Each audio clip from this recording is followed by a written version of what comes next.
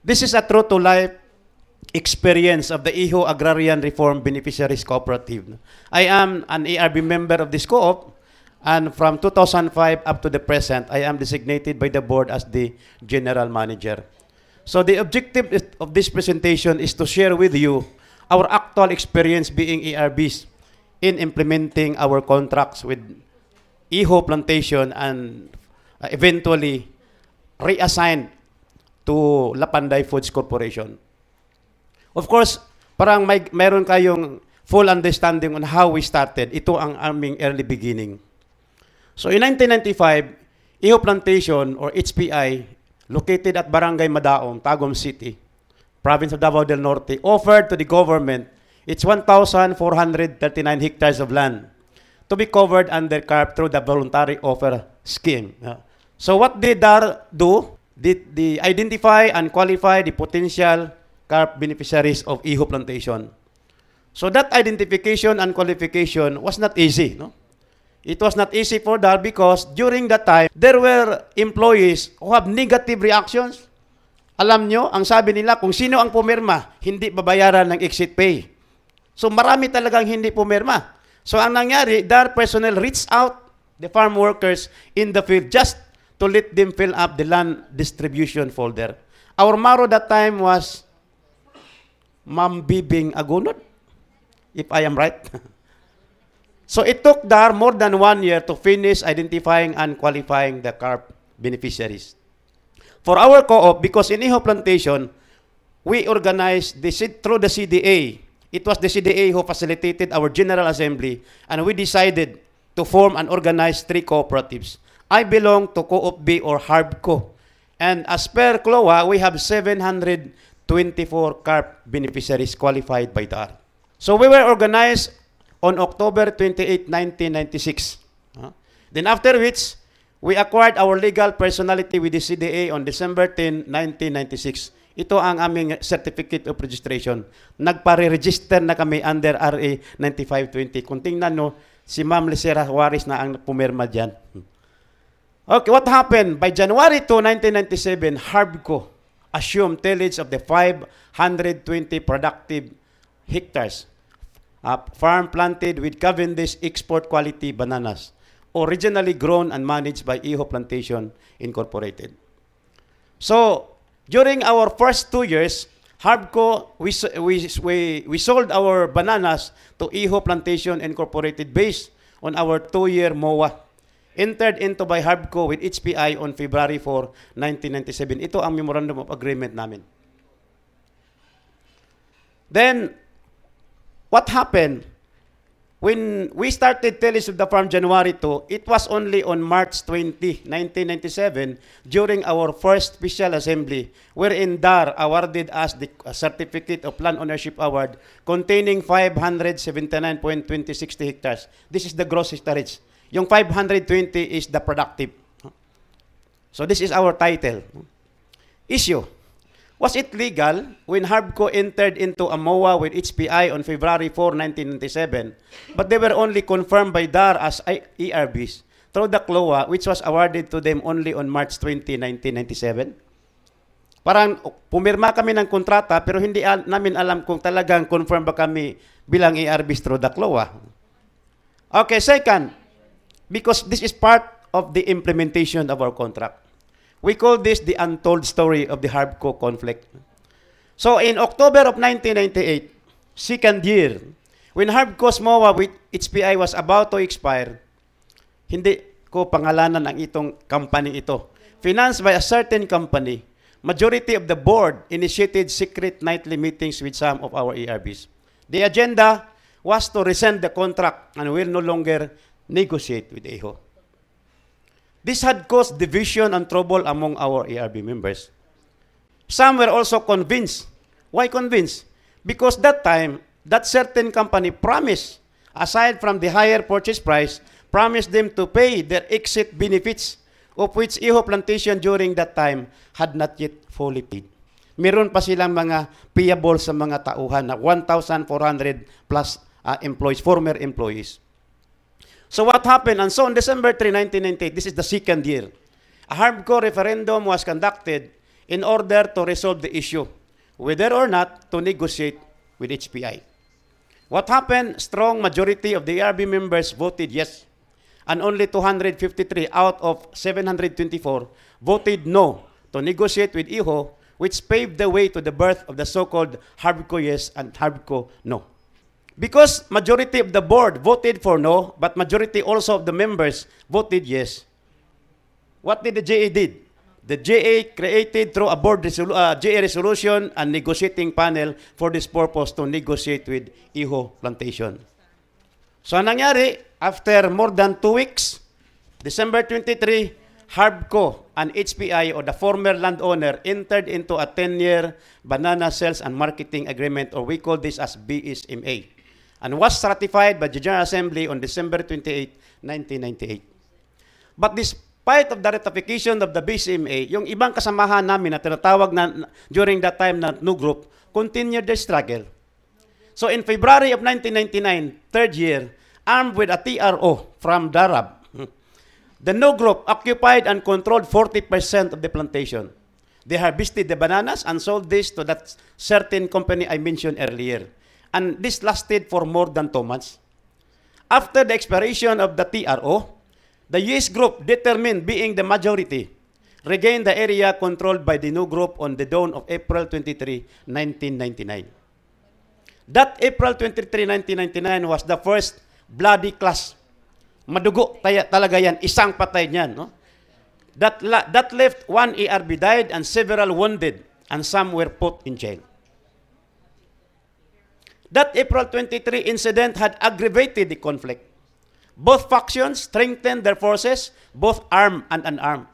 Meron talaga kaming armed na mga tao doon sa inside the plantation. And our PARO personnel are witness to that. From that bloody clash, almost all aspects were affected. Family relationship, alam nyo, meron kaming magkapatid ng isa sa kabila faction, ng isa sa amin. Because I belong to the yes faction. Family relationship, neighbors and friends, community activities, even church organizations were canceled temporarily, were stopped. And HARBCO was media's favorite subject during that year. Several interventions were made both by the LGU and even the national leaders, but to no avail. Until came August 10, 1999, the most horrible tragedy that ever happened to HARBCO. 2 persons were killed, all of which were HPI personnel, and more than 30 ARBs were wounded in an open fire inside the plantation. After that August 10 tragedy, both groups mellowed down, but still continue to fight for their cause. However, some of the leaders of the new group availed of the so-called HARBCO Reconciliation Program, which was offered to the new group after that April 23, 1999 clash. By the surrender of the 3 BOD of the new group, the new group was weakened and resulted to the mass availment of the HARBCO Reconciliation Program.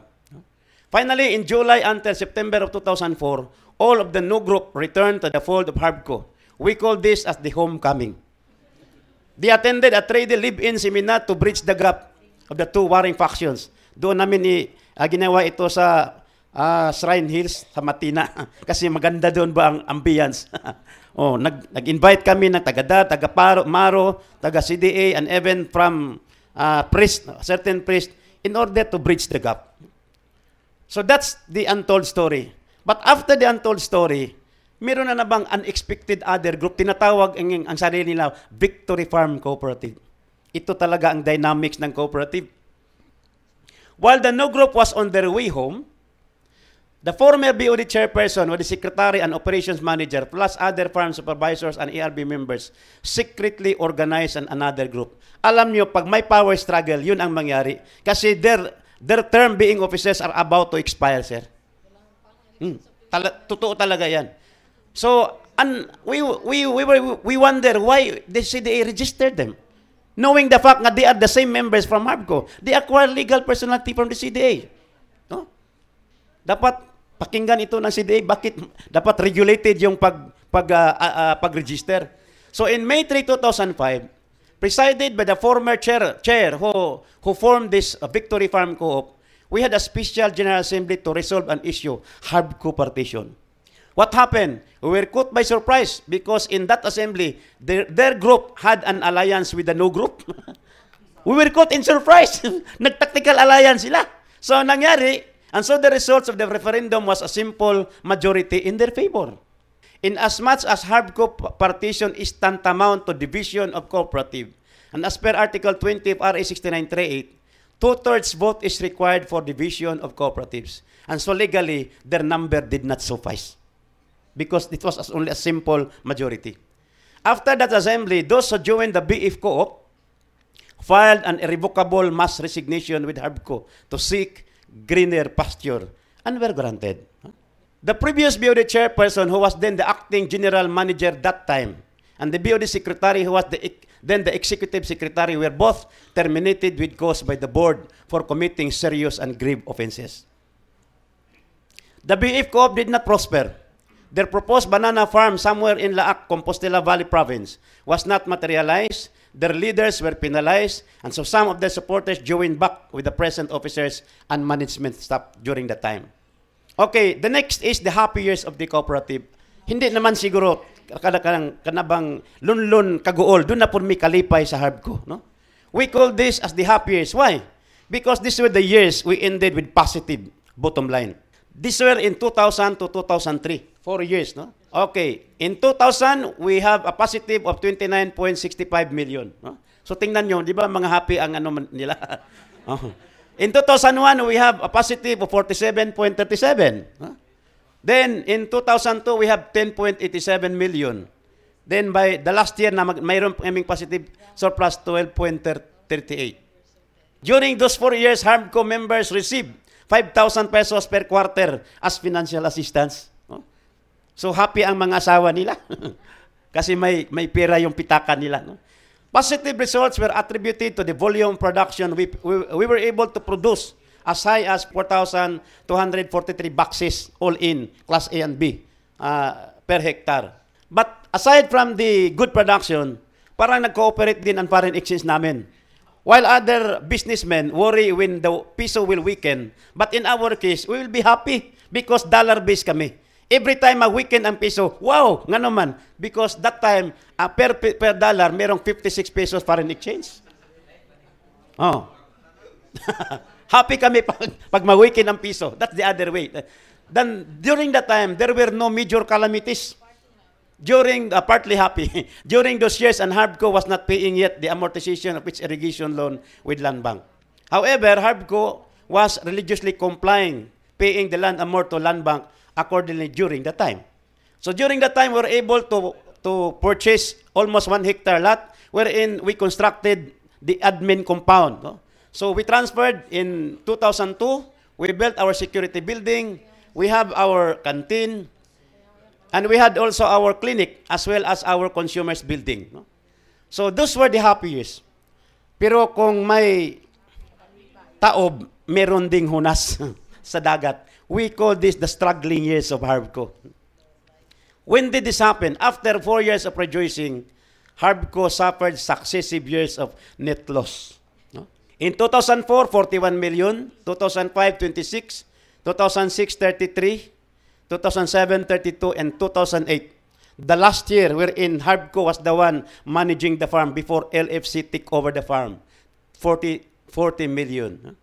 The identified major causes why HARBCO was financially struggling were as follows. We were hit by strong winds in 2004 that left a 2 million damage. Yun ang disadvantage kung if you have banana plantation. Kasi isang blow lang ng strong wind, wala na yung saging mo. No? Besides, there was a fire incident also in 2004 which burned our 3.5 cost of chemicals and materials. Hindi na yan talaga na-recover namin. And we applied for a HARBCO loan irrigation with Land Bank. So we were granted, and it was pushed by Lapanday to be installed. But sad to say, my dear sir and ma'am in Dar, today it is now a dead investment.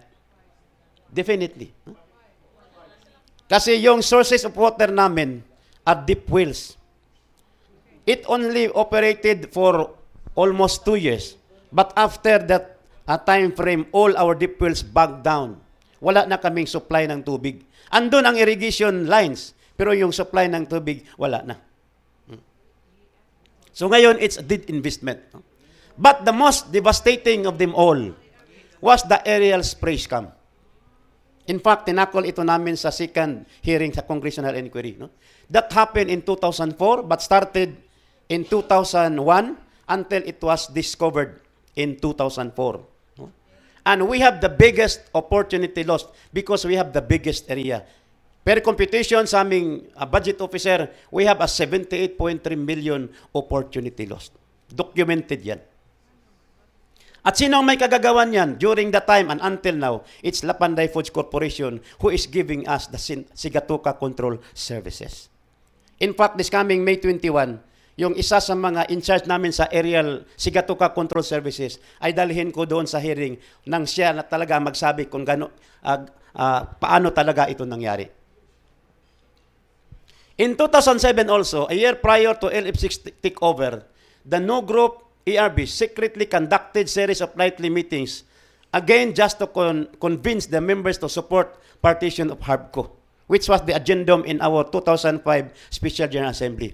And later on, it was revealed by a certain No ERB leader that it was Lapanday who financed the said activity, a clear divide and rule strategy. In the mid of 2007, Class B contract of Harbco, at least malinawan kayo, kasi mayroon kaming Class A, mayroon kaming Class B na prutas. Yung Class A, yun ang ibang kontrata yun, pero ang Class B, ibang kontrata din. Yung Class B nag-expire na. So the co-op looked for a new buyer for its Class B fruits. With its new Class B fruits buyer, the co-op enjoyed higher purchase price than LFC, even higher than Class A. Totoo ito. Talagang totoo ito. No? Class A fruits was also maximized and too many packing houses were built. Ito, issue ito. Kasi when the land was awarded to us in 1997, despite of the provision of the law, wherein dapat all vital facilities essential to the operation of the production of bananas must be awarded.